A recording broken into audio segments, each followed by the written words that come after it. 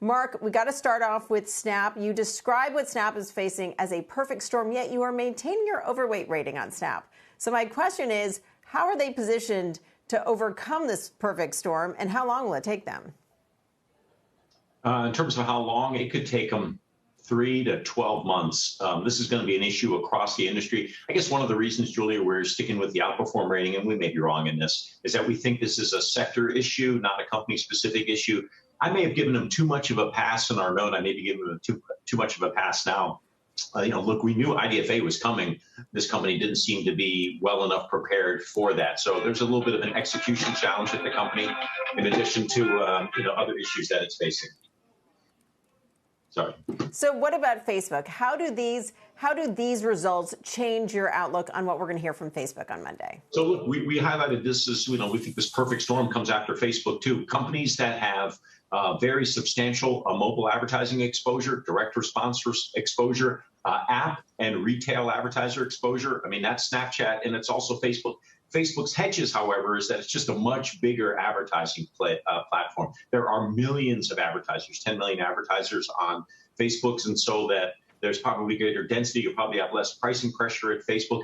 Also, we'll see who's a better executor going into this. My guess is that Facebook is better prepared, and certainly numbers on the street. The stock was more de-risked. The estimates were more de-risked. So I don't think we'll have as much of a cut in estimates as we had with Snap. I don't think they'll have that with Facebook. I still think there's a little bit of downside. That's why we had a tactical underperform on Facebook for the quarter. We'll find out, of course, but on Monday. But my guess is that Facebook is better prepared for this. It's still a headwind. It's going to be a headwind for across all of the advertising platform names, Q3 and Q4 and the beginning of next year. I want to be careful with the ad names here. Mark, what's really going on with Snap stock this morning? I mean, is it really about that revenue miss? Because I mean, it's down almost 25%, a quarter of its value. That's like total collapse in business model, almost type drop. Or is there something going on with certain stocks that were valued in certain ways that are perhaps going to be rethought altogether?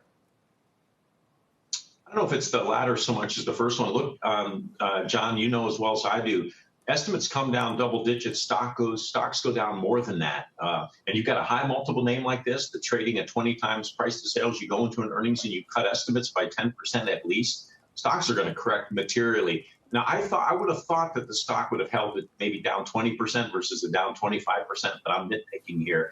This is a company that blew out numbers consistently for quarters. This is the first quarter ever that they've missed their revenue guidance. When that happens, that's a negative inflection point. People are going to shoot and ask questions later. And by the way, the company was upfront in saying this is going to take time to fix these retail sector issues in terms of supply inventory challenges, maybe margin pressures too, affecting that part of their advertiser base. And IDFA, I think there will be a successor to IDFA. There will be a way. There's too much at stake here in terms of marketers, businesses, and advertising platforms not to come up with a better way of targeting and tracking ad campaigns. But until that comes out, there's pressure here on Snap, and the share should justifiably be down materially today.